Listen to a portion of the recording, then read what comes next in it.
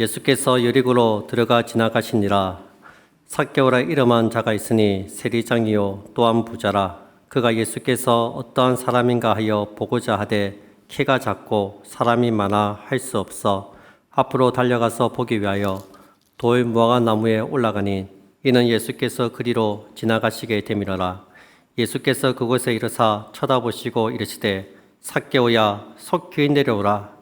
내가 오늘 네 집에 유하여야 하겠다 하시니 급히 내려와 즐거워하며 영접하거늘 뭇사람이 보고 수근거려 이르되 저가 죄인의 집에 유하로 들어갔도다 하더라. 삭개오가 서서 주께 여짜오되 주여 보시옵소서. 내 소유의 절반을 가난한 자들에게 주겠사오며 만일 누구의 것을 속여 빼앗은 일이 있으면 내 갑절이나 갚겠나이다. 예수께서 이르시되 오늘 구원이 이 집에 이르렀으니 이 사람도 아브라함의 자손이미로다. 인자가 온 것은 잃어버린 자를 찾아 구원하려 함이니라. 아멘. 오늘 본문은 예수님께서 여리고로 지나가실 때 삭개오를 만난 이야기입니다. 우리가 어린 시절부터 잘 들어서 알고 있는 이야기죠. 여리고는 요단강 서안에 자리 잡은 도시입니다. 헤롯 1세 때는 작은 파라다이스라고 불릴 정도로 굉장히 아름다운 도시입니다. 상업과 무역 그리고 관광 산업이 발달한 도시입니다. 그래서 세금을 많이 거둘 수 있었습니다. 그러니 세리장 삭개오가 이 세간에 앉아 있는 거예요.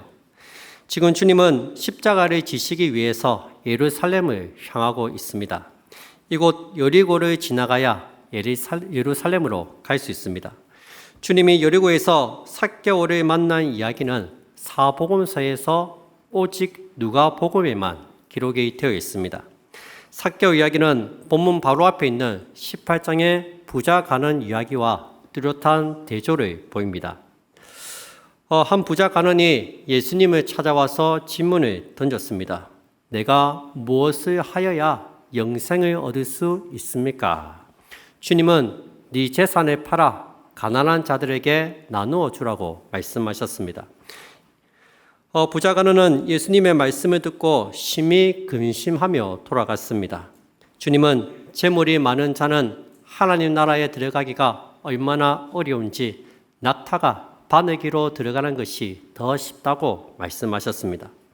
이 말을 들은 사람들이 질문을 했겠죠. 그럼 누가 구원을 받을 수 있습니까? 그 질문에 대한 답변이 오늘 삭개오 이야기입니다. 삭개오 역시 부자였고 세리장이었습니다. 당시 유대인들이 가장 싫어했던 세 부류가 있습니다. 세리, 창녀, 이방인입니다. 그 중에서 가장 싫어하고 견멸했던 사람이 세리입니다. 세리는 로마의 앞잡이였습니다.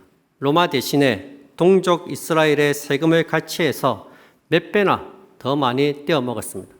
가뜩이나 먹고 사기가 힘든데 이 세리가 과도한 세금을 부과해서 로마에는 조금 갖다 주고 자기가 다 챙겨가는 거예요.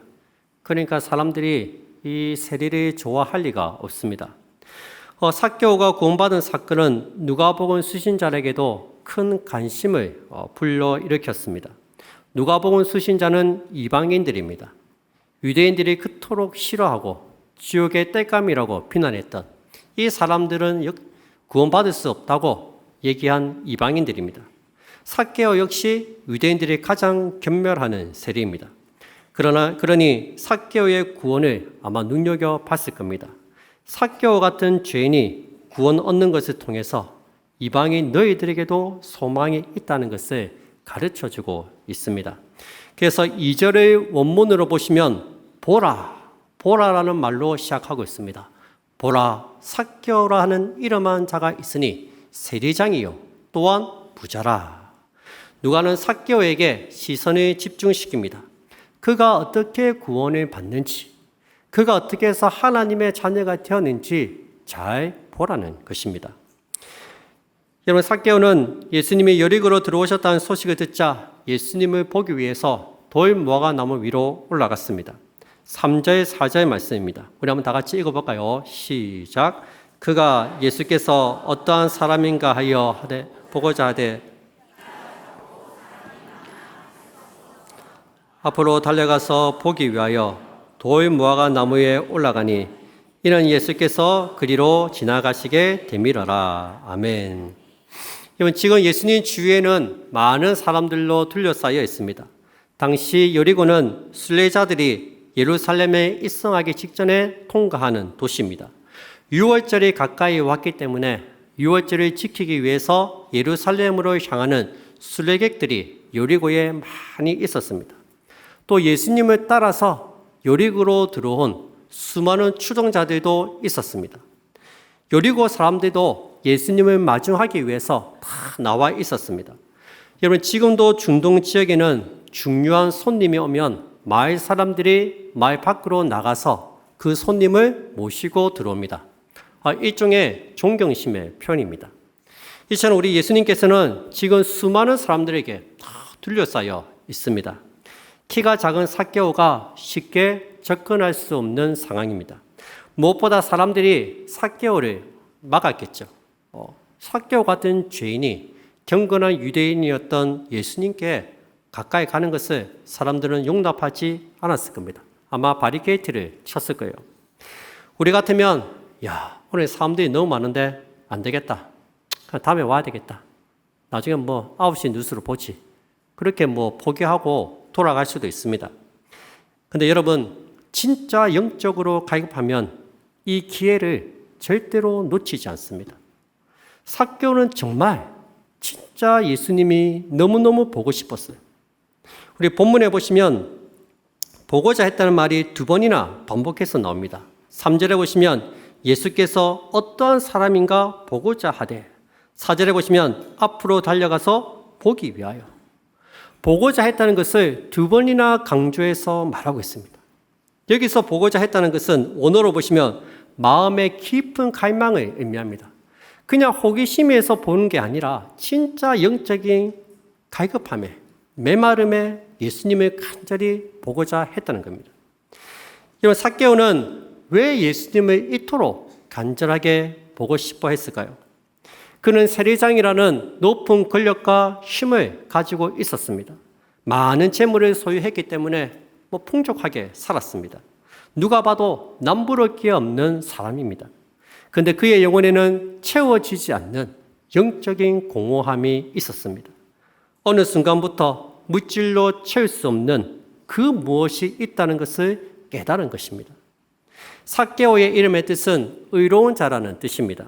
그의 부모가 소중한 아들이 의롭게 살기를 바라는 마음으로 아마 이 이름을 지어 주었을 겁니다. 삭개오의 이름을 볼 때마다 삭개오야, 너는 의롭게 살아야 한다. 너는 바르게 살아야 한다. 그런 부모의 마음을 그 이름에 담았을 겁니다. 제가 우리 주영의 이름을 볼 때마다 늘 형이라고 부릅니다. 주형아, 형아. 주영이는 아빠가 불러도 형이고 엄마가 불러도 형이고 우리 집사님, 권사님들을 불러도 형입니다. 만인의 형이에요. 사실 주영의 이름 뜻은 주인 주자의 형상, 형자입니다. 주님의 형상을 닮아라는 거예요. 주님의 모습을 닮아가라고 이름을 지어줬습니다. 아직은 천지 모르게 뛰어다니고 있는데 언젠가는 주님의 모습을 담은 그런 멋진 아들이 되지 않겠습니까? 아멘 소리가 좀 작습니다. 2부 때는 아멘이 컸는데 자기 아들 아니라고. 삭개오는 그의 부모가 의롭게 살라고 이름을 지어 주었어요. 그런데 삭개오의 삶은 전혀 의롭지가 않았습니다. 유감스럽게도 삭개오는 의로울 수가 없는 세리가 되고 말았습니다. 그것도 일개의 세리가 아니라 세리의 우두머리인 세리장이 되었습니다. 그러니 사람들이 이 삭개오를 더 많이 싫어하고 경멸했을 겁니다. 오죽하면 거지도 삭개오가 돈을 주면 받지 않았다고 합니다. 거지도 세리가 주는 돈은 안 받았다고 해요. 들어온 돈, 이런 돈을 안 받는다고. 정말 삭개오는 살아도 사는 것 같지 않는 깊은 번민과 고뇌가 있었습니다. 그런 중에 죄인과 세리의 친구로 소문난 예수님의 방문 소식이 들립니다. 세리 마태도 예수님의 제자가 되었다고 합니다. 그는 너무나 예수님이 보고 싶었습니다. 삭개오는 영혼의 갈망을 가지고 죽게로 나갑니다. 예수님께서 어떠한 사람인가 보고자 주께로 달려나왔습니다. 그런데 삭개오가 예수님을 만나는데 두 가지 장애물이 있습니다. 첫째는 키가 작았습니다. 둘째는 사람들이 삭개오를 미워했기 때문에 자리를 내주지 않았습니다. 삭개오는 두 가지 장애물을 극복하기 위해서 당시 어른으로서는 할 수 없는 두 가지 행동을 합니다. 4절에 보시면 앞으로 달려나갔고 돌 무화과 나무 위로 올라갑니다. 여러분, 중동 지역에서 어른은 절대로 뛰지 않습니다. 그것도 세리장 정도 되면 여리고성의 국세청장 정도 되겠죠. 그 정도 지위가 있는 사람은 절대로 뛰지 않습니다. 더군다나 어린아이처럼 나무 위에 올라가는 일은 더더욱 없습니다. 여러분, 얼마나 우스꽝스러운 모습입니까? 근데 삭개오는 예수님을 만나겠다는 열망 하나로 순식간에 어린아이가 되어버렸습니다. 예수님께 꽂히니까 사람들의 시선, 체면 아무것도 안 보이는 거예요. 정말 찬송가 가사처럼 세상과 나는 간 곳 없고 구속한 주만 보이는 거예요. 주님 밖에는 안 보이는 거예요. 저는 나무에 올라가는 저 삭개오의 뒷모습을 보면서 참 치근한 마음이 들었습니다. 얼마나 예수님이 보고 싶었으면 저렇게까지 할까? 얼마나 마음속에 영적인 공허함이 컸으면 저렇게까지 하는 걸까? 그는 정말 예수님을 간절히 보기를 원했습니다. 여러분, 우리가 복음서를 보면 항상 예수님을 만나려는 사람들 앞에는 보이지 않는 장애물이 있습니다. 이 장애물을 뛰어넘어야 예수님을 만날 수 있습니다. 그런데 이 장애물을 누가 놓습니까? 예수님이 놓습니다. 귀신 들린 딸을 고치기 위해서 스로보링의 여인이 찾아왔습니다.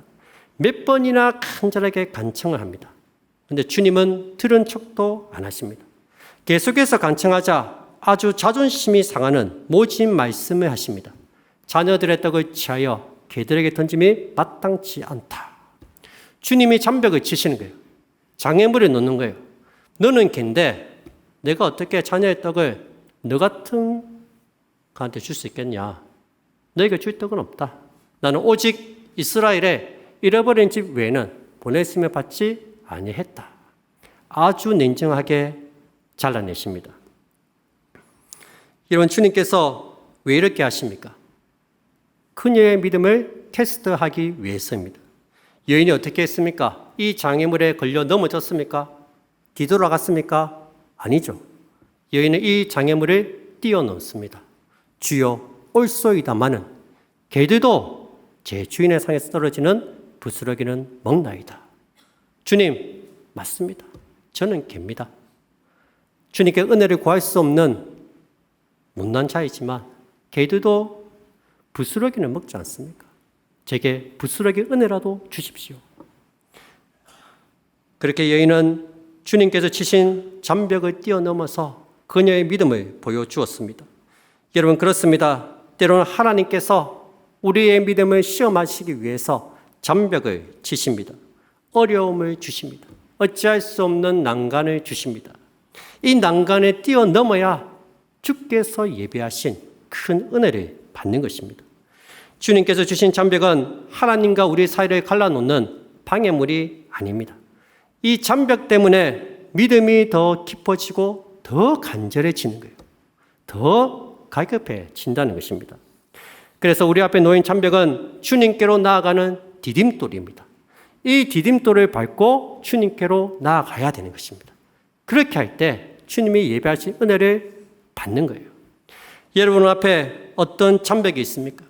주님 앞에 나오는데 어떤 문제나 어려움이 있습니까? 여러분, 그 어려움과 문제는 장애물이 아니라 디딤돌입니다. 그걸 받고 주께로 가셔야 됩니다. 그에 상처받은 게 있습니까? 말 못할 아픔이 있습니까? 여러분, 그 잔벽 앞에 쓰러지면 안 됩니다. 그 잔벽을 뛰어넘어야 합니다. 그래야지 하나님이 예비하신 큰 은혜를 받는다는 것입니다. 여러분, 그 디딤돌을 딛고 주님께로 나오시기 바랍니다. 그러면 주께서 예비하신 큰 은혜를 받아 누리게 될 것입니다. 주님은 나무 위로 올라간 삭개오를 쳐다보시고 그의 이름을 불러주십니다. 우리 다 같이 5절 말씀을 함께 읽도록 하겠습니다. 시작. 예수께서 그것에 의리사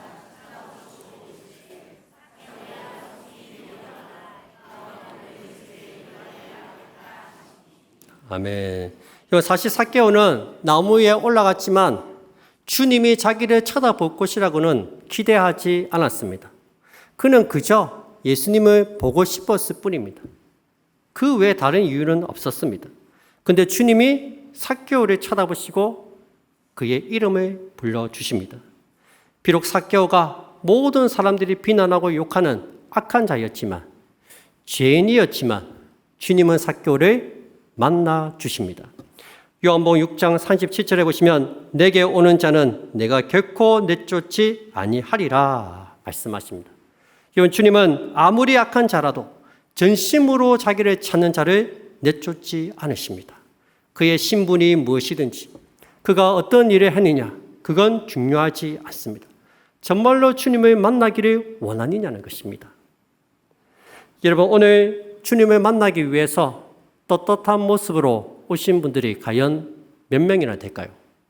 지난 일주일 동안 돌아보면서 하나님 앞에서 사람 앞에서 부끄럽지 않는 삶을 사신 분이 여기 과연 몇 분이나 계실까요?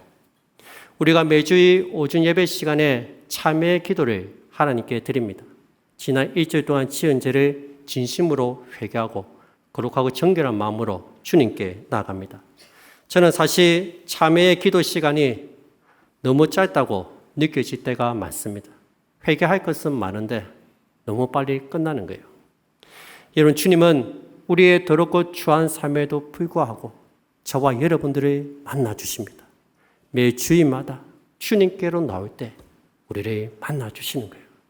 그 주님의 사랑이 있기 때문에 우리가 매 주일마다 주님께 나와 이렇게 예배를 드릴 수 있는 것입니다. 저는 본문 말씀을 묵상하면서 참 감사했던 게 주님이 삭개오의 이름을 불려주셨다는 거예요. 여러분, 지금 예수님은 수많은 군중들에게 둘러싸여 있습니다. 예수님을 마주 나온 마을 사람들과 유월절을 지키기 위해서 지금 여리고에 머무고 있는 순례객들, 그리고 여리고로 들어오기 전부터 예수님을 따랐던 수많은 추종자들에게 우리 주님이 지금 둘러싸여 있습니다. 이들 모두 예수님을 존경하고 선지자로 인정하고 예수님을 지금 따르고 있습니다. 그런데 주님은 자신을 둘러싼 이 수많은 사람들 중에서 이름을 부르지 않습니다. 오늘 처음 만난 삭개오의 이름을 부르고 계십니다. 삭개오야, 속히 내려와라. 지금까지 예수님을 따라왔던 이 무리들 속에서 이름을 부르는 것이 아니라 오늘 처음 만난 삭개오의 이름을 콕 찍어 부르십니다. 삭개오야, 속히 내려와라. 오늘 내가 네 집에 유하여야 하겠다. 여러분들은 매주의 예배에 참석하시면서 주님께서 내 이름을 불러주신 경험을 하신 적이 있으십니까? 누구누구야, 참 잘 왔다. 오늘 내가 네 집에 유하여야 하겠다. 이 많은 사람들 중에서 주님께서 나를 찾아오시고 나의 마음 문을 두드리시고 나를 만나주신 경험이 있느냐는 것입니다. 여러분, 예배에 참석한다고 다 은혜 받는 거 아닙니다. 오래 믿었다고 은혜 받는 거 아닙니다. 주님이 내 이름을 불러주셔야 됩니다. 안타까운 것은 매주의 예배를 드리면서도, 아니 수만 번, 수천 번 예배를 드리면서도 주님을 만났다는 고백이 없습니다. 여러분, 우리가 예배를 드릴 때마다 내가 삭개오가 되지 못할까 봐 두려워하셔야 됩니다. 내가 이 수많은 무리 중에서 한 명이 될까 봐 두려워하셔야 됩니다. 간절한 마음으로 주님께 나와야 됩니다. 우리에게는 오직 한 가지 이유만 있어야 됩니다. 예수님을 만나보고자 하는 그 이유 하나로 이 자리에 나와야 된다. 갈급한 심령으로 나올 때 주님이 우리를 반드시 만나 주실 것입니다. 잠언 8장 17절에 나를 간절히 찾는 자가 나를 만날 것이니라 말씀하셨습니다. 주님, 이 많은 사람들 중에서 제 이름 한번 불러주십시오. 사랑한다 아들아, 내가 너를 잘 아노라. 사랑한다 내 딸아, 내게 축복 더하노라. 주님이 내 이름 불러주시는 그 축복이 저와 여러분들에게 있기를 주님 이름으로 축복드립니다. 이제 주님을 만난 삭개오는 완전히 새로운 존재가 되었습니다. 우리 8절 말씀을 함께 읽도록 하겠습니다. 시작. 삭개오가 서서 주께 여짜오되 주여 보시옵소서, 내 소유의 절반을 가난한 자들에게 주겠사오며 만일 누구의 것을 속여 빼앗은 일이 있으면 내 갑절이나 갚겠나이다. 아멘. 8절 말씀은 삭개오가 처음으로 말하는 대목입니다. 그의 첫 대사가 기록되어 있습니다. 이 첫 대사는 굉장히 중요합니다. 그 사람의 정체성을 보여주기 때문입니다. 겉으로 보면 이 삭개오가 예수님께 말씀을 드린 것 같지만 자세히 보시면 삭개오가 섰다고 합니다. 그는 지금 예수님뿐만 아니라 여기 모여있는 온 회중들 앞에서 공식적으로 말하고 있습니다. 삭개오는 두 가지를 결심합니다. 첫째, 자기 소유의 절반을 가난한 자들에게 주겠습니다. 삭개오는 포기할 수 없었던 자기의 재물을 포기합니다. 부자 가난이 할 수 없었던 일을 지금 하고 있는 거예요. 누가 시킨 것도 아닌데, 주님이 시키지도 않았는데 스스로 주님, 제 소유의 절반을 가난한 자들에게 주겠습니다. 둘째, 누구의 것을 속여 빼앗은 일이 있으면 내 갑절이나 갚겠습니다. 속여 빼앗은 일이 있음을 의미합니다. 아마 세리였으니까 얼마나 많이 속여서 빼앗았겠습니까? 레위기 6장 5절에 보시면 부당하게 남의 것을 취하면 5분의 1을 더해서 갚도록 되어 있습니다. 근데 삭개오는 4배나 갚겠다고 이야기합니다. 율법이 요구하는 것 이상을 하겠다는 거예요. 율법을 초월하고 있습니다. 그는 지금 율법의 사람이 아니라 은혜의 사람이 되었습니다. 지금 은혜가 삭개오를 지배하고 있다는 것입니다. 여러분, 삭개오는 예수님을 만난 이후로 이웃을 보는 시각이 달라졌습니다. 예수님의 시선으로 이웃을 바라보기 시작합니다. 이전에는 이웃들이 착취의 대상으로 보였습니다. 어떻게 해서든지 세금을 많이 부과해서 어떻게 해서든지 돈을 많이 뜯어내려고 했습니다. 그런데 이제는 가난한 자와 속여 빼앗은 자들이 모두 내 형제, 내 이웃으로 보이기 시작합니다. 예수님께서 죄인인 자신과 친구가 되어주셨던 것처럼 자기가 억압했던 사람들이 이제는 친구로 보이기 시작했다는 거예요. 여러분, 이것이 구원받은 자의 모습입니다. 여러분, 구원이 임하면요, 하나님과의 관계가 바뀔 뿐만 아니라 이웃과의 관계도 바뀝니다. 이웃을 대하는 태도가 달라집니다. 이웃이 나의 경쟁 상대가 아니라 내가 섬기고 사랑해야 될 상대로 바뀌는 거예요. 우리가 정말 예수님을 인격적으로 만났다면 이웃을 사랑할 수밖에는 없습니다. 마태복음 22장 37절 말씀입니다.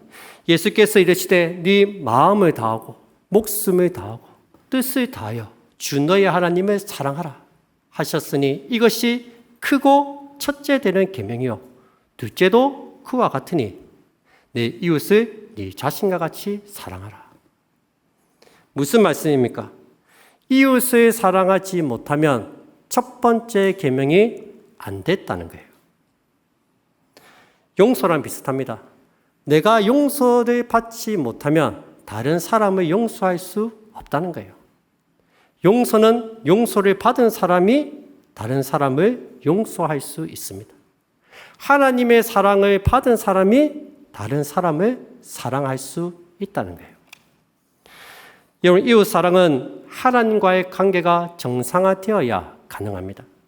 내가 하나님과 바른 관계에 있는지 확인하려면 내가 지금 이웃을 사랑하고 있는지 점검을 해봐야 됩니다. 우리의 가장 가까운 이웃이 누굽니까? 내 남편, 내 아내, 내 자녀, 우리 구역원들, 우리 성도들, 우리 교회, 그들을 사랑하고 있는지 확인을 해봐야 됩니다. 이웃을 사랑하지 않는 것은 이미 하나님과의 관계에서 문제가 발생했다는 증거입니다. 여러분, 사랑하면요, 억울해하지 않습니다. 예수님께서 십자가에 달리시면서 억울해하셨습니까? 내가 왜 이 십자가에 지어야 되냐고 억울해하셨습니까? 아니요. 주님은 기꺼이 우리를 위해서 십자가를 지셨습니다. 이웃은 그렇게 사랑하는 것입니다. 삭개오의 고백을 들은 예수님은 엄청난 선언을 합니다. 9절 10절 말씀을 우리 함께 읽도록 하겠습니다. 시작. 예수께서 이르시되 오늘 구원이 이 집에 이르렀으니 이 사람도 아브라함의 자손이미로다. 인자가 온 것은 잃어버린 자를 찾아 구원하려 함이니라. 아멘. 오늘 구원이 이 집에 이르렀다 선포하고 계십니다. 이 말씀을 오해하면 삭개오가 자기 재산의 절반을 나누어 주고 내 갑절이나 갚아준다 하니까 이렇게 구원을 받은 갑다, 그렇게 오해할 수 있는데 절대로 그렇지가 않습니다. 예수님께서 말씀하신 것처럼 인자가 온 것은 잃어버린 자를 찾아 구원하려 함이니라. 주님께서 잃어버린 삭개오를 먼저 찾아오셨고 그를 구원해 주신 겁니다. 그가 구원받은 결과가 이웃을 사랑하는 모습으로 나타난 거예요. 그리고 이 사람도 아브라함의 자손이다 선포하십니다. 하나님의 언약 백성이 되었다는 거예요. 2절에서 삭개오를 어떻게 소개했습니까? 삭개오가 있으니 그는 세리요 또 부자요 세리장이었더라 소개하지 않습니까? 세리장이 또한 부자라. 근데 이야기 끝인 9절에서는 삭개오를 뭐라 소개합니까? 이 사람도 아브라함의 자손이다 얘기하고 있습니다. 순식간에 그의 신분이 바뀌었습니다. 여러분, 삭개오는 누가 봐도 악한 자였고 부자였습니다. 죄인 중에 죄인이었습니다. 부자 간원처럼 율법을 다 지킨 착한 부자도 영생을 얻지 못했는데 이 악한 부자 삭개오가 영생을 얻은 하나님의 자녀가 되었습니다. 여러분, 어떻게 이런 일이 가능합니까? 주의 말씀을 기억하시기 바랍니다. 누가복음 18장 27절 말씀입니다. 무릇 사람이 할 수 없는 것을 하나님은 하실 수 있느니라. 우리 다 같이 한번 읽겠습니다. 시작. 무릇 사람이 할 수 없는 것을 하나님은 하실 수 있느니라. 아멘. 여러분, 하나님은 하실 수 있음을 꼭 믿으시기 바랍니다. 오직 구원은 하나님만이 하실 수 있습니다. 하나님의 손에 달려 있다는 것입니다. 그 말이 통하지 않고 고집불통의 사람이 믿겠나? 우리는 할 수 없어요. 하지만 하나님은 하실 수 있다는 거예요. 여러분, 아직도 주에 믿지 않는 가족들이 있습니다. 친구들이 있습니다. 친척들이 있습니다. 2030 자녀들이 있습니다. 그들의 영혼을 위해서 기도해 주시기 바랍니다. 도무지 교회에 나올 것 같지 않는, 찔러도 반응이 없는 그들을 위해서 기도하시기 바랍니다. 포기하지 마세요. 우리는 할 수 없어요. 하지만 하나님은 가능한 거예요. 하나님은 하실 수 있습니다. 이 사실을 믿고 기도하시기 바랍니다. 그러면 귀한 생명의 열매가 반드시 맺히게 될 줄로 믿습니다. 말씀 맺겠습니다. 저는 오늘 말씀을 준비하면서 한 가지 의문이 들었습니다. 이 삭개오의 회심이 너무 순식간에 일어났기 때문입니다. 예수님께서 삭개오의 이름을 부르시고 삭개오야 속히 내려와라. 오늘 내가 네 집에 유하여야 하겠다. 그렇게 하고 내려오셨는데 삭개오가 뭐라고 고백합니까? 주여, 내 재산의 절반을 가난한 자들에게 주겠습니다. 속에 빼앗은 것이 있으면 4배나 갚겠습니다. 그렇게 고백을 하고 있습니다. 여러분, 예수님이 자기 집에 이제 오신다고 이렇게 빨리 회심할 수 있습니까? 우리가 보듯이 예수님이 삭개오에게 뭐 특별히 한 말이 없습니다. 그 말이 전부예요. 그런데 무엇이 삭개오로 하여금 회심하게 만들었을까요?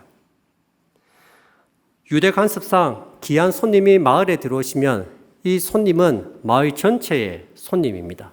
그래서 마을 사람들이 이 손님을 가장 귀하게 모십니다.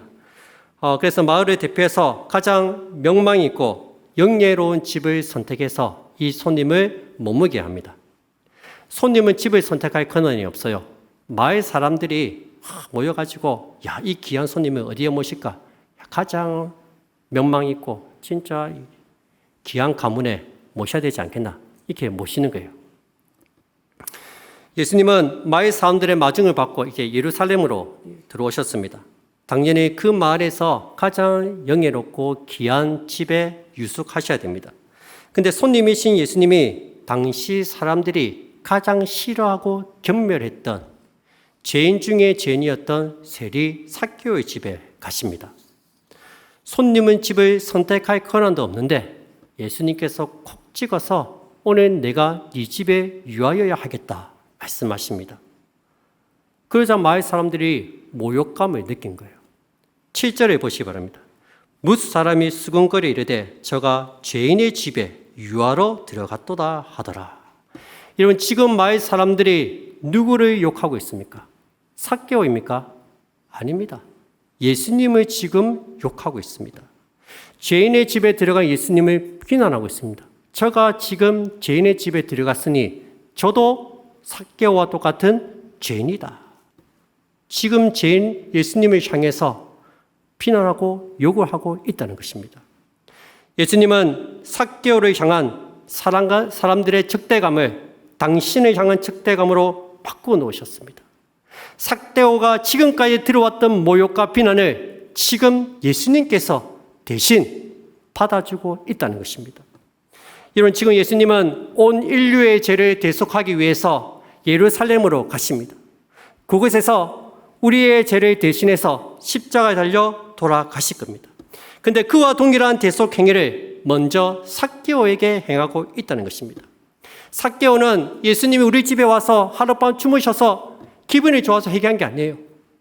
예수님이 나 대신에 모욕을 받으시고 나 대신에 비난을 받으시고 내가 들어야 했던 그 모든 비난과 욕을 지금 예수님이 나 대신에 듣고 계신 거예요. 거기에 삭개오가 감동해서 변화된 것입니다. 삭개오는 자신을 향해서 날아오는 사람들의 정죄를 예수님께서 대신 맞아주시는 것을 경험한 것입니다. 여러분, 예수님께서 삭개오의 집에 유하심으로 삭개오와 같이 죄인이 되신 것은 죄인인 우리를 구원하시기 위해서 죄인처럼 십자가에서 죽으신 이가 똑같은 사건입니다. 십자가 사건의 예표가 바로 삭개오 사건입니다. 십자가 사건의 의미를 미리 보여주시는 거예요. 내가 너의 죄를 대신해서 십자가에 달려 죽는다는 거예요. 어렸을 때부터 부모님을 잃은 두 형제가 있었습니다. 형은 신앙생활을 열심히 했지만 동생은 방탕하게 살았습니다.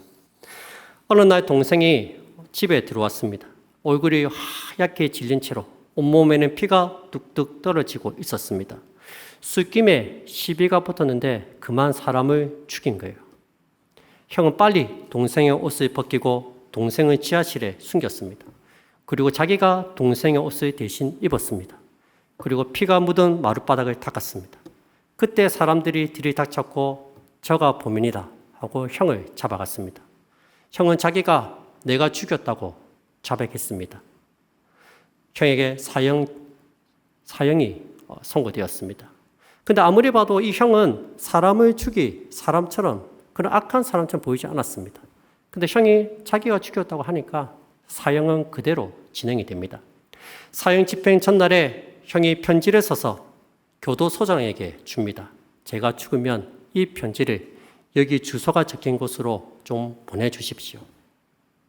그렇게 형이 죽고 편지는 우체부 손에 들려서 집으로 갑니다. 우체부가 한참 문을 두드리니까 동생이 나오는데 머리는 산발이 되어서 며칠 동안 씻지도 먹지도 못했는지 피골이 상접해서 고약한 냄새가 났습니다. 동생이 편지를 뜯어보고 편지를 읽었습니다. 거기 보니까 이렇게 적혀 있었습니다. 나의 사랑하는 동생아, 나는 너의 죄의 옷을 입고 죽는다. 나의 사랑하는 동생아, 나는 너의 죄의 옷을 입고 죽는다. 그때 동생이 정신을 차린 거예요. 형! 미친 듯이 나가서 형을 찾았습니다. 근데 이미 형은 죽고 없습니다. 내가 죽였다고 자백을 했지만 이미 사건이 종결되었습니다. 형이 대신 죗값을 치렀기 때문입니다.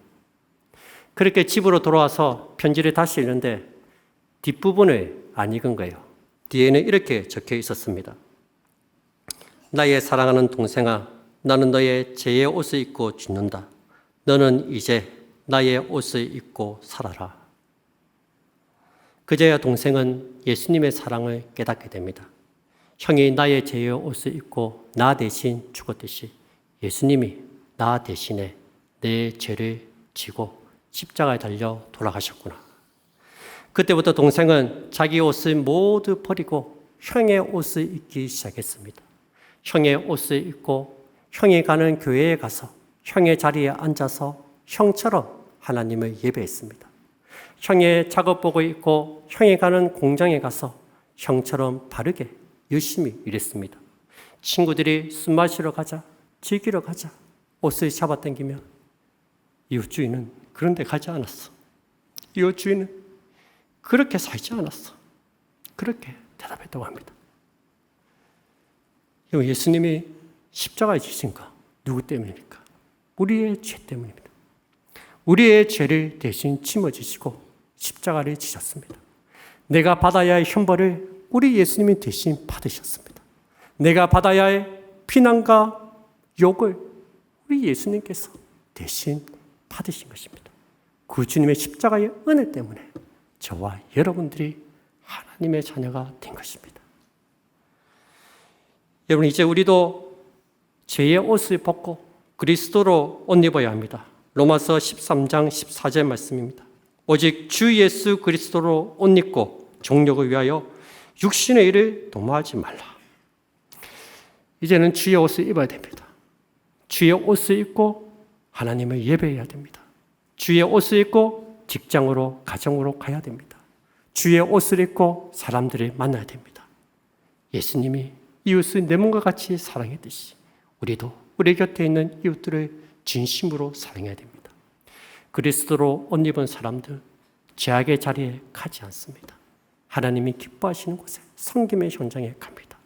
저와 여러분들이 그리스도로 옷 입고 믿음의 삶을 살아가는 우리 모든 성도님들이 다 되시기를 주님의 이름으로 축복드립니다.